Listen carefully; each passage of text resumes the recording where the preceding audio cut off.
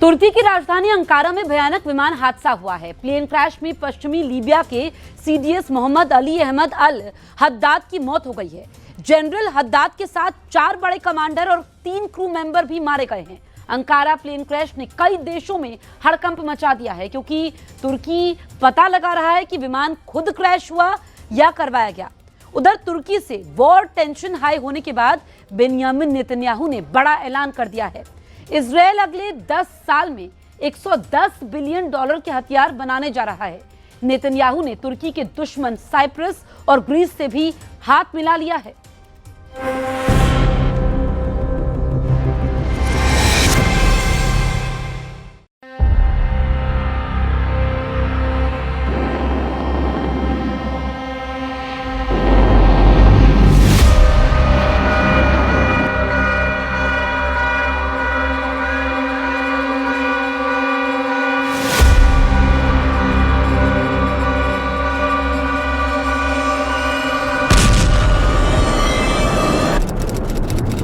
तुर्की की राजधानी अंकारा का एसन-बोगा हवाई अड्डा 23 दिसंबर 2025 की रात 8:20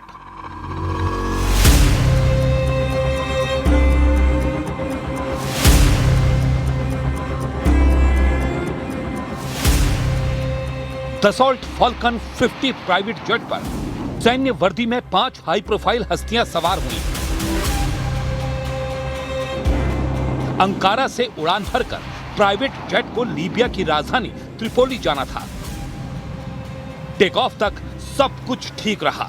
आसमान में पहुंचकर जेट तूफानी रफ्तार से उड़ान भरने लगा।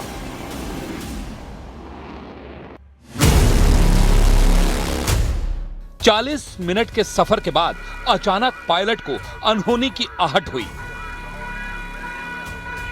पायलट ने जेट की इमरजेंसी लैंडिंग की कोशिश शुरू की।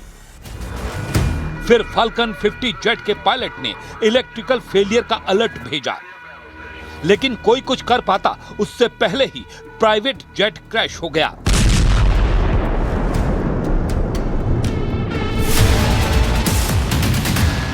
यह धमाका उसी हादसे का बताया गया है। जेट क्रैश से आधी रात में एकाएक इलाका चौंधिया गया। धूल उड़ी, बिजली कड़कने जैसी आवाज दिखी। ये उसी जेट की क्रैश साइट है। हादसे के बाद यहां जेट के कलपुर्जे जुटाने के लिए सर्च ऑपरेशन करना पड़ा।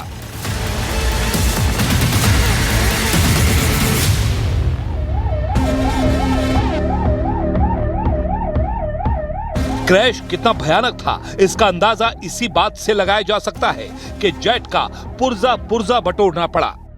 लेकिन अंकारा जेट क्रैश ने कई मुल्कों में हड़कंप मचा दिया, क्योंकि फाल्कन जेट में लीबिया मिलिट्री के 5 टॉप जनरल सवार थे।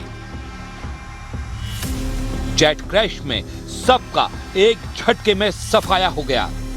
अंकारा जेट क्रैश में जिनकी जान गई उनके नाम हैं lieutenant general Mohammed Ali Ahmed al Haddad, chief of staff यानी सेना प्रमुख थे। उनके साथ लीबिया की ground forces chief general al Fituri Ghraibil, military manufacturing authority के director brigadier general Ahmed al Qatawi, general Haddad के सलाहकार मोहम्मद अल असावी दीप और सेना प्रमुख हद्दाद के मिलिट्री फोटोग्राफर मोहम्मद उमर अहमद महजूब के जेट क्रैश में परखचे उड़ गए। 112'ye gelen ihbar üzerine biz hemen bu coğrafya buraya odaklanıyoruz ve gelen ihbarla birlikte jandarmamız ilk saat 22 itibariyle bu olay mahallinde uçağın enkazına geriye kalan parçalara ulaştı.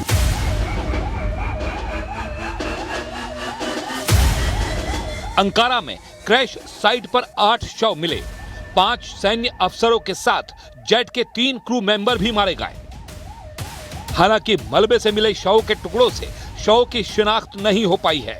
वहीं crash site से jet का voice recorder और black box मिल गया है। तुर्की के गृह मंत्री ने जानकारी दी है कि जांच के बाद जेट क्रैश का पूरा सच सामने आएगा। Kaz alanında saat 02:45'te uçağa ait ses kayıt cihazı saat 03.20'de ise kara kutu bulunmuştur. Bunların inceleme ve değerlendirme süreçleri ilgili kurumlarca başlanmıştır. Ayrıca Libya Savunma Bakanlığı tarafından görevlendirilen 5'i hayatını kaybedenlerin yakını olmak üzere 14 kişilik heyet ile Libya İçişleri Bakanlığı'ndan görevlendirilen 8 kişi yani toplam 22 kişilik Libya ekibi Ankara'ya intikal etmiştir.